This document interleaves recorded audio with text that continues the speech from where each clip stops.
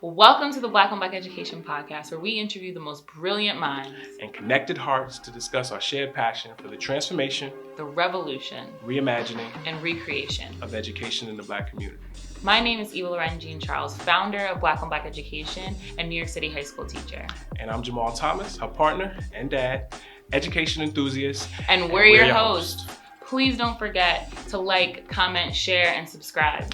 And most importantly, to enjoy the episode.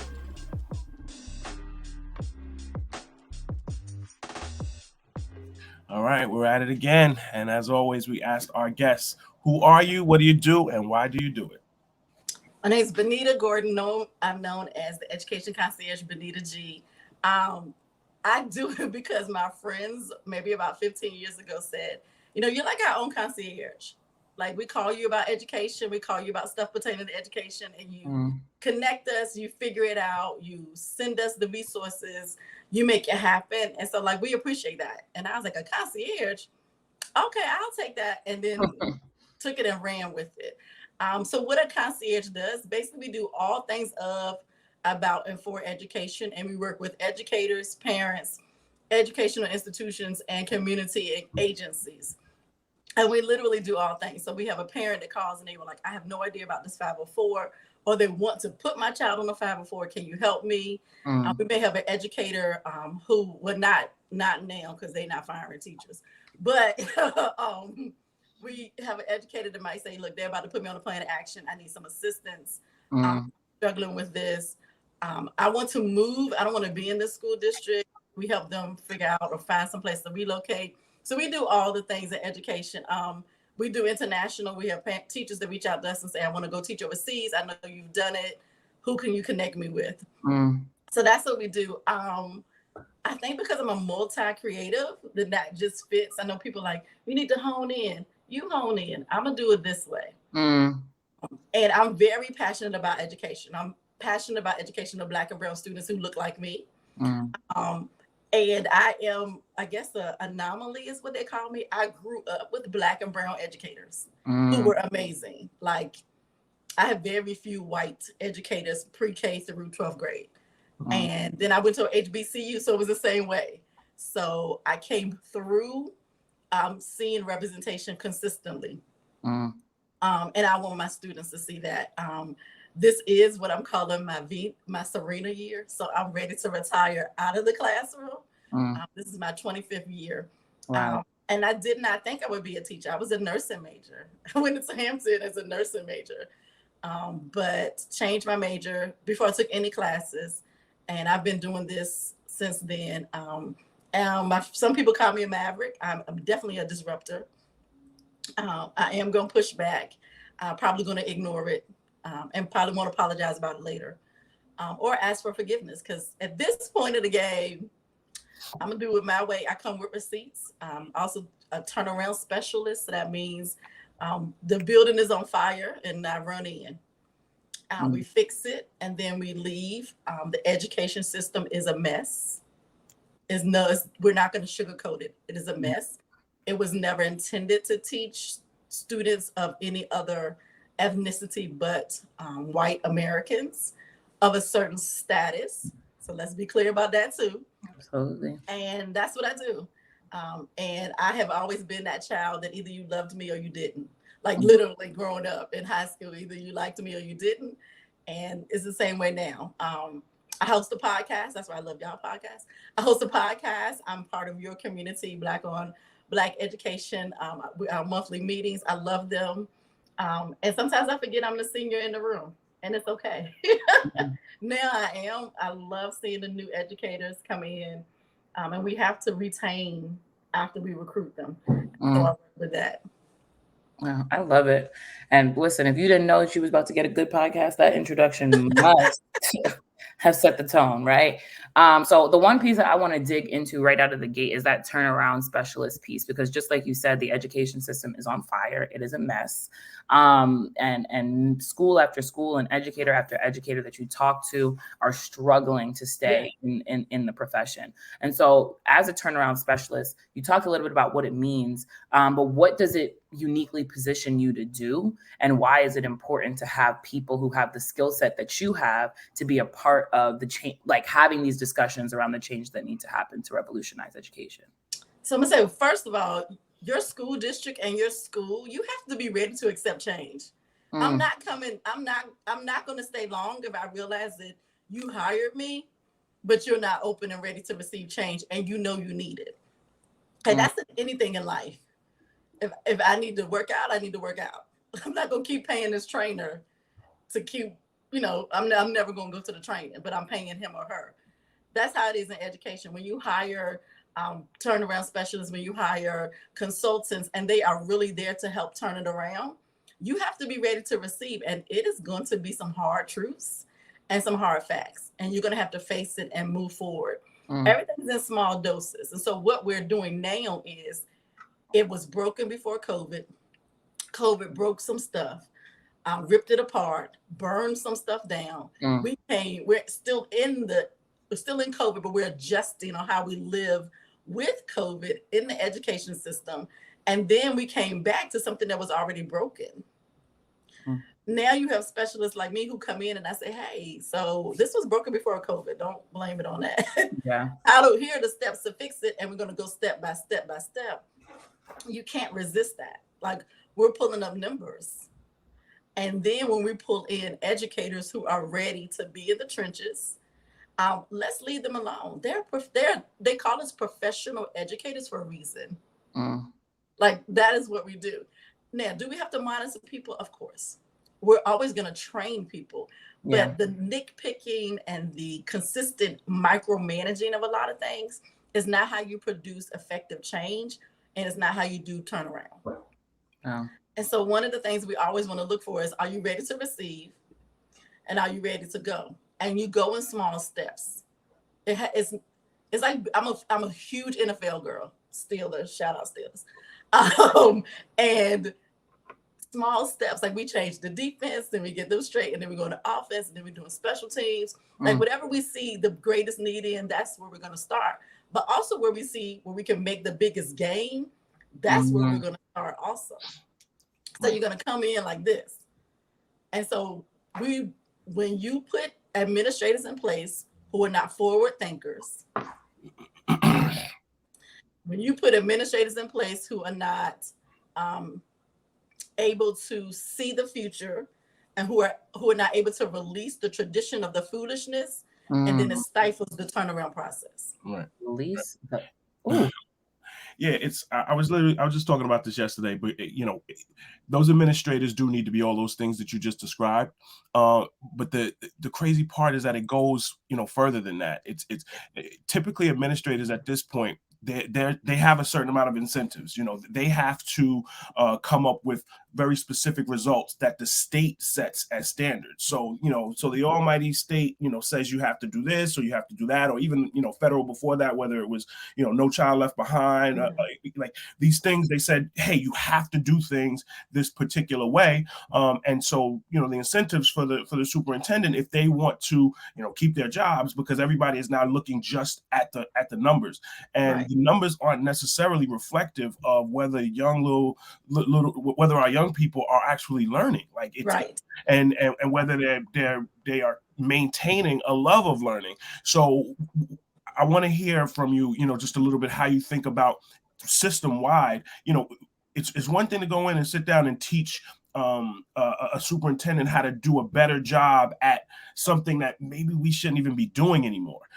So how do you think about the future of education from the perspective of getting policymakers to change the incentive process? We are going to have to become the policymakers. Like, there's no other way around it. And like, I literally last night stayed up all night to apply to graduate school here get my master's and ed specialist degree in policy, in educational policy, because I've been in the classroom so long, and I've been in and out. I've been a dean. I've done professional development, and now I see. And I was in Miami, Florida during COVID when that person who runs the state or does whatever he does, literally threatened my county and 2 other counties to say, if you don't do this, you won't get your federal funding and you won't get your government money to help the lowest and the poorest students.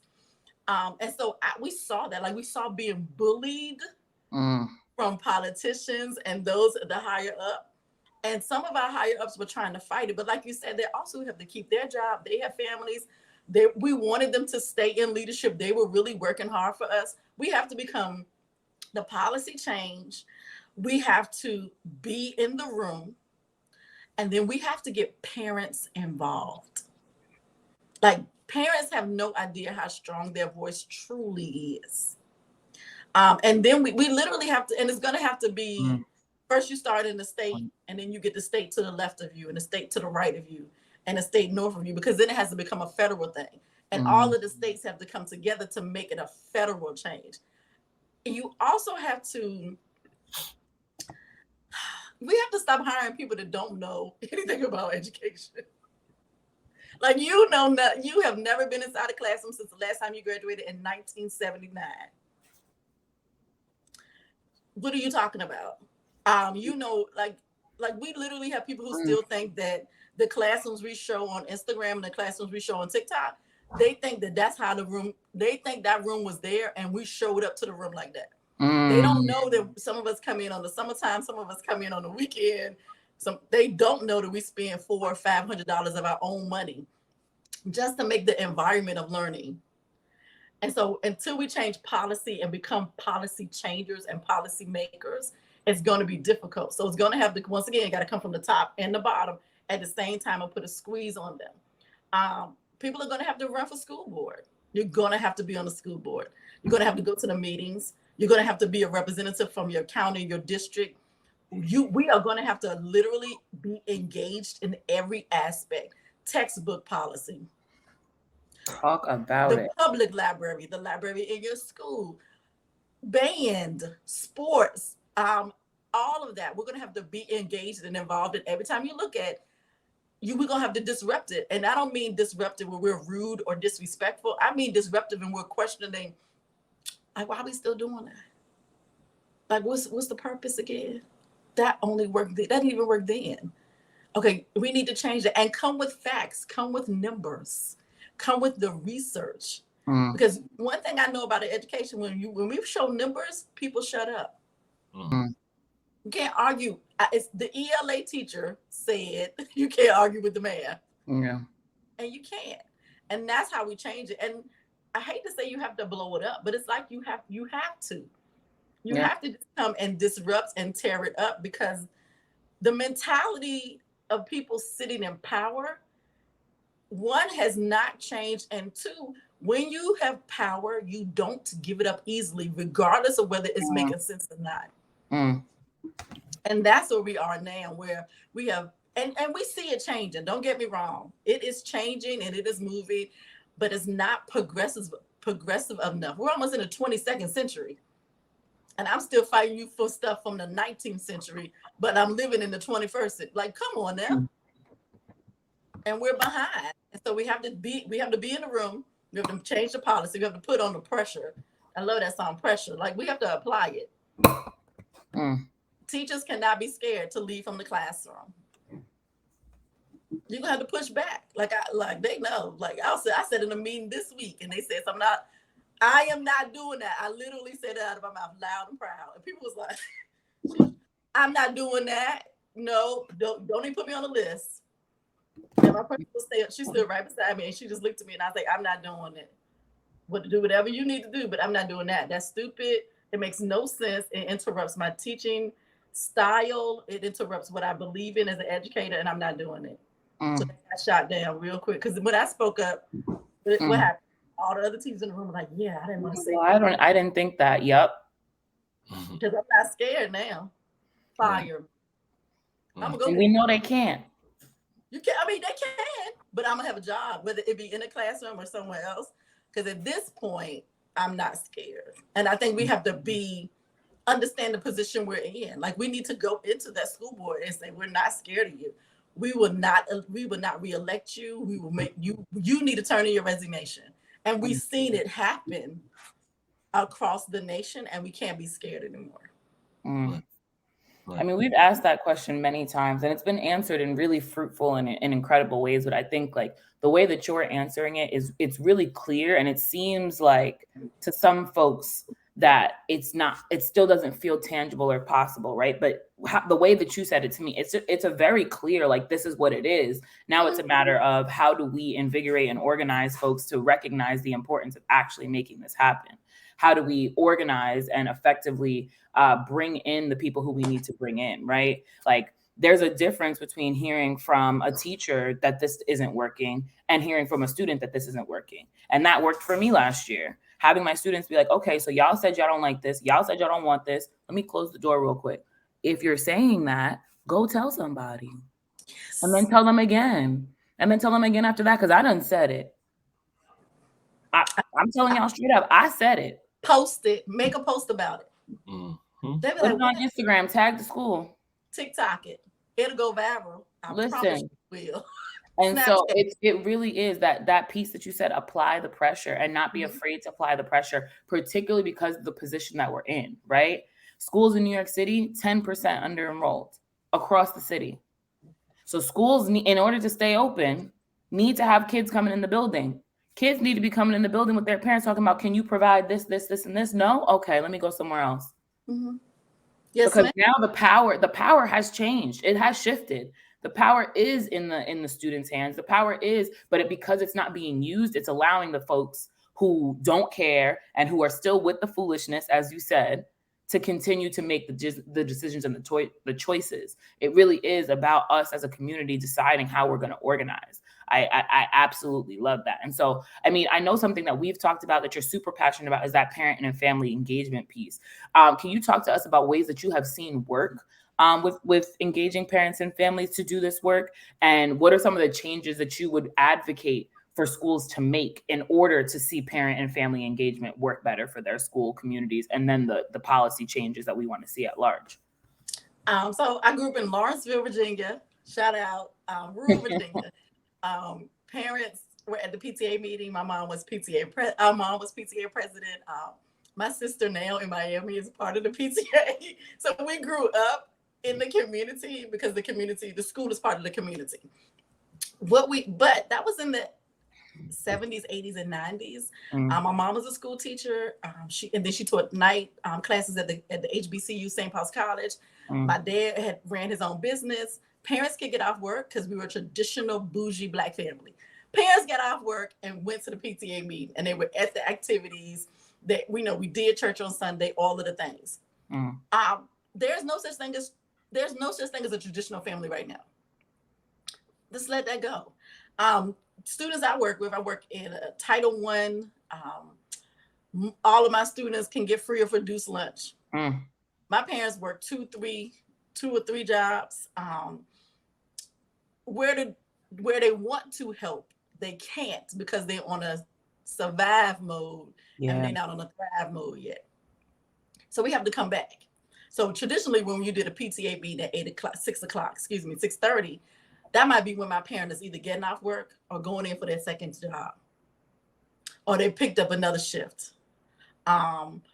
Parents, and when I say parents, I mean they're adults. So parents to me is whomever is in charge of raising that child right now. And that can change, move, and shift weekly, monthly, yearly. Absolutely. We have to meet them where they are, because it's not that they don't want to help.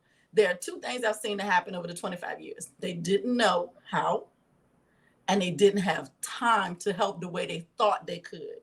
I've had parents that your only job is to send a newsletter out. That's it. Thank you. You're really good. You know Canva, you know Facebook, you know social media, you know how to use Remind. I send it to you, you send it out. I love it. Okay, and then why can't we have Zoom PTA meetings? We did it during COVID.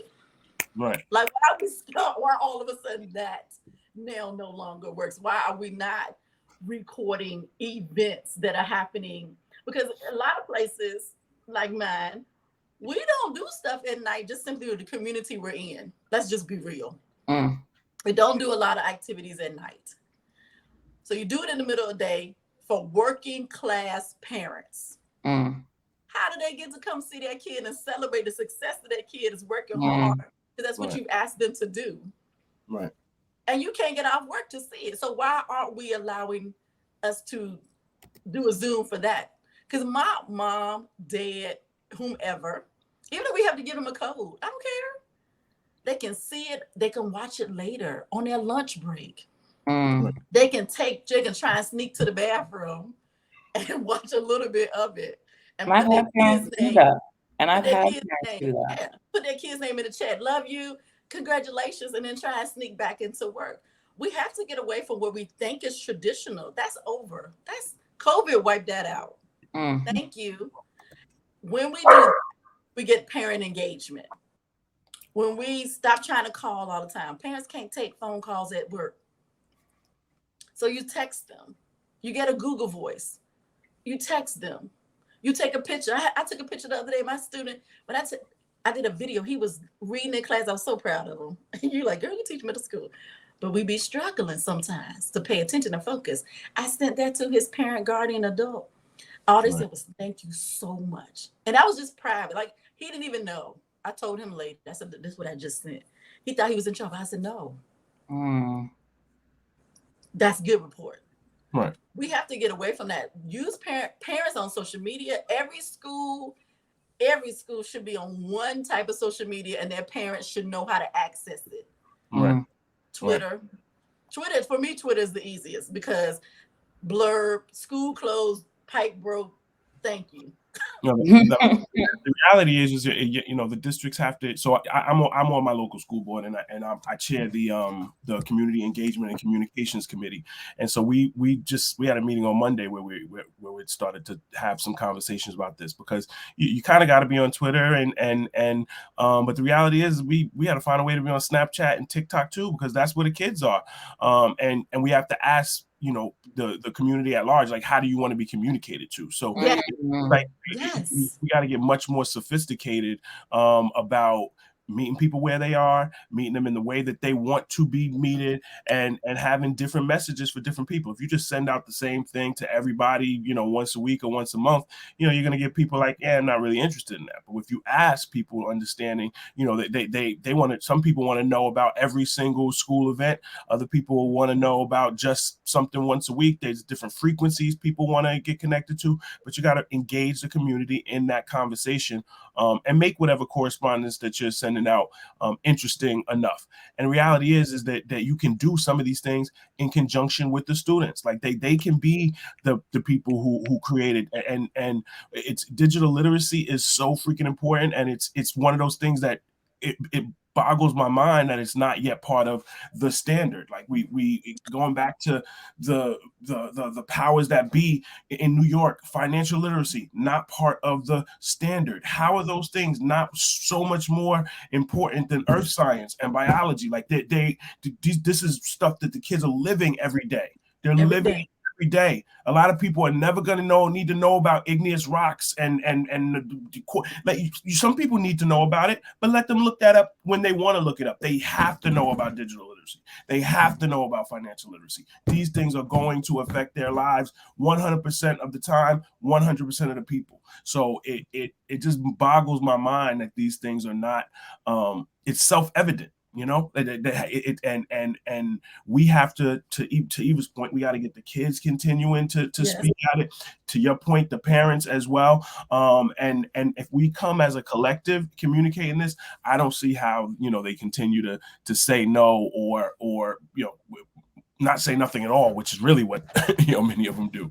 Right. Yeah. I'm glad you said that about digital literacy. That was my fight this week. Look. I know they be like, this chick crazy. Mm-hmm. So the test online, but you want me to keep printing out paper. I done killed the whole forest in the first 7 weeks of school. I killed the whole forest. It's dead. Between myself and the other ELA teachers in my building, I can't even count the other subject. I just know what the ELA team has done. And then finally, I just had to say, our kids know their phones, but they don't know how to use a laptop. And it's not the same. It's like it literally is not an No. iPad and a phone, similar, but a whole laptop. When you go to work, you're gonna get a laptop. You may get an iPad depending on who you work for, but it's not your phone. And we have to give them the keys, the understanding. I need you to know how to do certain things on your laptop for work. How do you fill out an employment application on your laptop?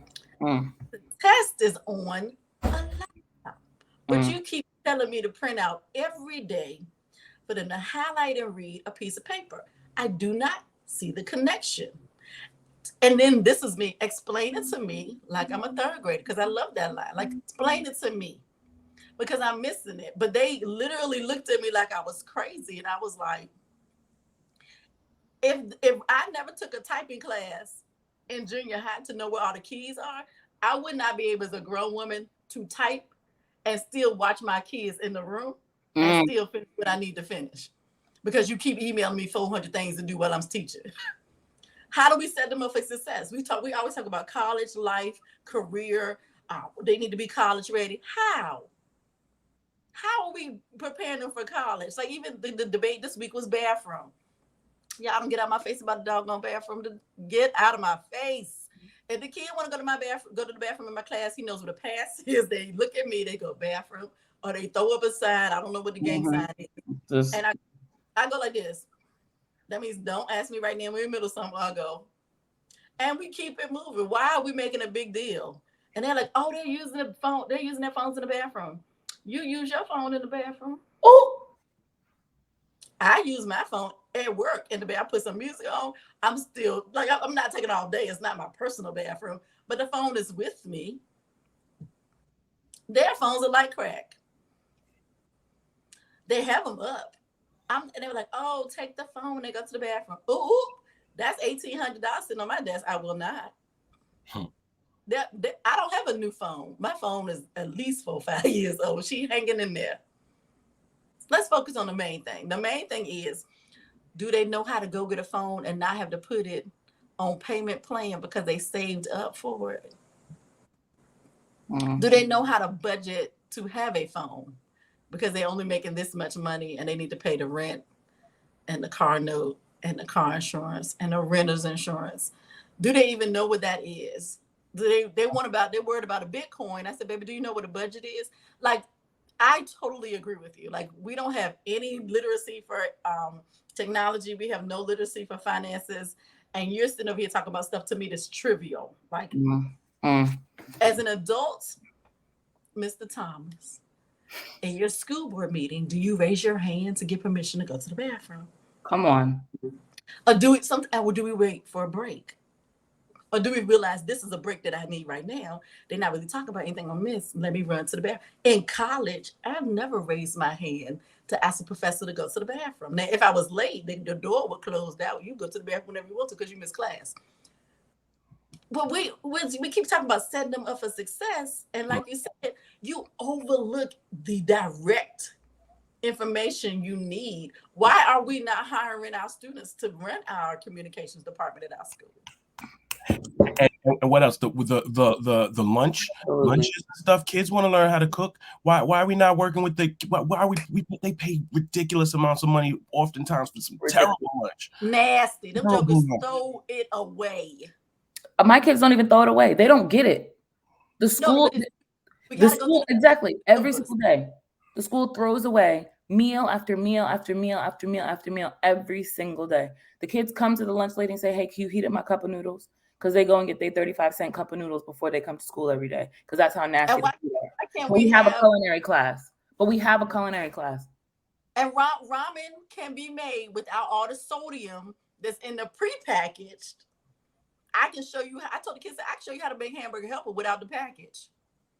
And we have hamburger left over to make hamburgers and some spaghetti. They looked at me like I was crazy. Listen, and the students, like, we have an issue with students coming in late to school.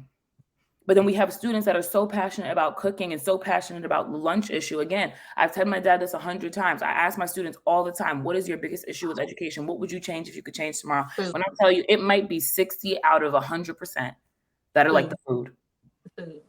So now we know we have this massive issue that 60% of our student body is interested in solving with the same 60% of students that are coming in late every single day. Make them come in early and make the lunch. Let's go. Now they're here on time. The lunch is made. We don't have no problem. What are we doing in these schools? And then look at the skills we just taught them. Maintaining a job, coming in early for work, finding a career that you love. Now you're managing people now you're learning how to prepare and prep. But it's something about like time management comes in preparation of food. Like Thanksgiving dinner, you got to be like, everything needs to be hot on the table. Right. It's supposed to be hot. So we, as the new education grouping comes in, we have to start really honing in on, and the kids are asking. The kids showed us during COVID, and they're asking, why are we doing this? Yes. Like, how is this helping me? I had a student. And you want to give them a good answer. I don't. Like, I had a student, and I've just posted this on Mike Yates on LinkedIn, on Mike Yates. He was talking about the board that we have to put up. You have to put the subject and the standard and all of the things. And and one of my students yesterday, she was like, why you change that every day? Like, who is that for? She said, because we look at the PowerPoint and we talk about it, you break it down for us. This week, we talk about dramatic irony. We read all these stories. We talk about suspense, and then, everybody killing somebody, but why, And so she can tell me, like, they know what we're doing. Mm-hmm. They say, we don't know what this is. I said, oh, it's for the others. And they said, oh. And then the little boy, he said, well, if they read that, when they come up in here, why they keep getting in our face, some, do you know what you're doing? And I was like, close the door. Always. Why is it? We always got to close the door because we have to be real with our kids. We have to give them the real inside scoop on what's going on. Because if they don't understand that, then they don't understand why we have to do things certain ways. Like, Miss, why you got to close the door when we talk about Because there's gatekeepers, because there's people in here talking, because other people going to go tell this person that I did this or I said this. And that leads to this whole thing because it fights against what they want to be the standard, what is traditional, what's supposed to happen. I stay in hot water. I stay in hot water. Like, I should be a whole prune and raisin. I stay in the heat. And not on purpose, well, sometimes it is, but I'm going to push back because the generations that we are teaching, if it does not connect and it does not make sense, they do not care. Right. And I need you to care because we're still Black and brown in America. Right. And we still have to prove ourselves. Let's just be real about this. And so in education, when you come into my classroom, we're behind the 8 ball because I teach students who are behind the 8 ball. We're in 8th grade. We're reading on 3rd, 4th, sometimes K1, 2 reading level in the 8th grade. Yeah. I'm trying to get you prepared. So when you go out to high school, you are not way, way, way behind that you drop out. Like, this is the grade. And so when we talk about things, we're talking about parent engagement, tell your parents to come. We're talking about me pushing back in ELA department meetings, in the faculty meeting, because what are we focusing on? Like, what's my focus? And that's what turnaround specialists do. We bring it all back and go, okay, what are we trying to do? The main thing is the main thing. We're trying to teach children to be productive citizens in the United States. Right. And how do you do that? You have to get them to do critical thinking. They need to know time management. They need to know about their money. They need to know how to get jobs. We need to show them alternatives to education and alternatives to jobs. You need to know that you're already an entrepreneur. This little girl in my class does everybody lashes. You gotta come on, lashes. And they are good. Like, I was like, girl, how much you charge? I mean, and I love my own eyelashes, but I'm just thinking, like, if I do an event, if I'm doing weddings, I'm a photographer on the side. Like, I'm always looking for somebody. And I'm like, look, like, the Chilean squad, they might help. Like, how do you get these things? We have to come back to that. And that's how we're going to change public education. Right. Put it like this, because we know that the forces are fighting against us and they want to snatch public education from us and make everything paid. And we know that that's why they attack the teachers. That's why they attack the foundation of education saying that we're not worthy, we're not doing a good job, and kids aren't learning. When you attack it, you dismantle it, but you dismantle it to build it up for the elitists, and that leaves out a whole section of our students who really run the world. Right. Yeah. It's well. I mean, yeah. Or these students are gonna run the world. Like, you know what I mean? It's or they're gonna be in positions where they are run over all the time, and it's what we do that is going to make the decision on which side of the pendulum that they swing on. So, you know, before we head out of here, I want to kind of get a gauge of, you know, most of this conversation has been around, you know, things that educators need to know and pieces like that. But I'm curious, you know, what do you have to say to young people? Like, what's some, you know, some sage advice for young folks? Your voice matters. Your voice matters, and advocate for yourself. Advocate for yourself. Like in my class, that's huge. Advocate for yourself. They can come to me and be like, you know, da da da da da. I'm like, well, let me look at that. Let's talk about that. Your voice matters. It is your future. This is your education. And I know a lot of times my students say, oh, I wish I could never, ever come to school again. And I go, that's interesting. I don't want a dentist who didn't go to dentist school in my mouth. And then they pause. I do not want the pilot flying the plane that didn't go to aviation school. And they don't continue to be educated. So they pause and then they say, well, I want to change how we're educated. And I want them to use their voice for that. Right. Change how you're educated so that you actually get what you need and you're able to walk out in the world and feel respect, give respect, be respected, and be in charge. And I told them, I said, being in charge goes from the truck driver, he or she is in charge of their truck driving company. That one truck is their truck driving company, to being in charge at Google, to being in charge as an administrator in a school, to being in charge.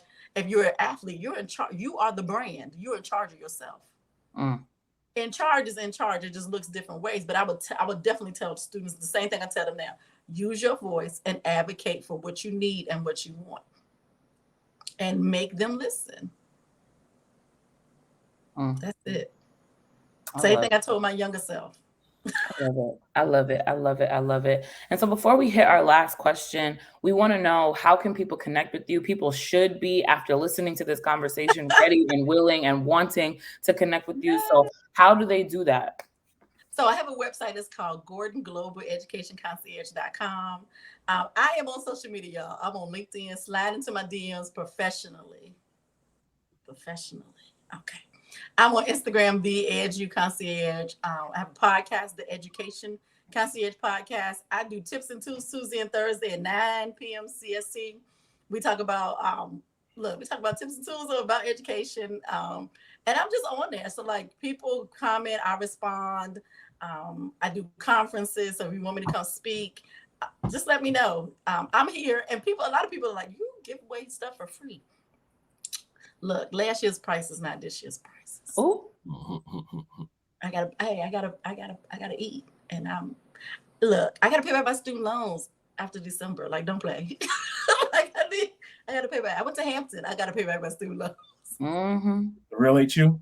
We heard. No, because it's not an argument. People like to make it an argument. We were Hampton Institute, but what I want you to do is I want you to look at our endowment. That's a little flex right there. Yeah, just look at our campus. We have a proton therapy hospital. I wouldn't really go. I'm just saying. I'm sorry, I wasn't trying to start no beef. I love them both. I love them.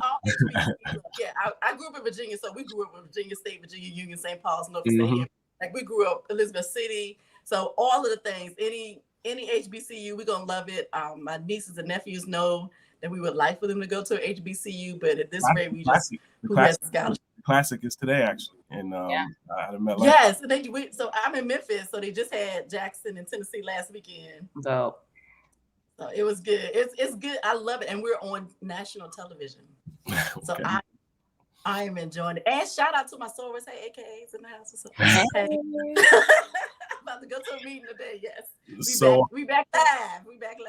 So now's the time that we get to flip things a bit, and you get to ask us a question, become the interviewer. So what would you like to know? This is what I've been thinking about for a long time, even after I've been in y'all meetings. How is it working? Because this is the dad and the daughter. How is that working? And then why black on black education? Like, who did it? Who came with that name? Who did that? So how is it working? Yes. It is the biggest joy and the biggest headache in the world. Like, it is very difficult to. This is his role as my father, and this is his role as a partner in Black Yes. on Black education. And sometimes those two things get commingled, and that don't work very well. But I am lucky that he is one of these magical unicorn people who never gets upset about things, and like is always just optimistic and pleasant and happy. So I am not any of those things the vast majority of the time. I'm a like Oscar the Grouch. I 100%. He is. Your spirit. Yeah, he represents me really, really well. And so having the other half of the coin be someone who can always look at the brighter side of things or always try to come up with a solution is important. If we were both Oscar the Grouch, Black on Black education would look very different right now. She certainly described it well. I try not to ever do the I'm the dad and so it's this way and things like that. Even this this was her original idea. She heard on a podcast somebody mentioned the idea that people are always talking about black on black crime. Why don't they talk about black on black education? It's it struck a real chord, and she immediately kind of called me and said, hey, I just heard this guy say this thing. He said black on black education. I don't know what it is. We got to do this thing, and we didn't know what we were going to do, but we just started to communicate. Some of the conversations that we had already had, like she was a good student. I was a terrible student. So we always had like discussions around, education, and we started to have them out loud, and then have them with, with other people. And now, 90 plus, podcast episodes later, and 2 virtual conferences later, we're tightening up what we're doing, and just happy to take our small role in the big fight for transforming education and bringing educational justice to the Black community.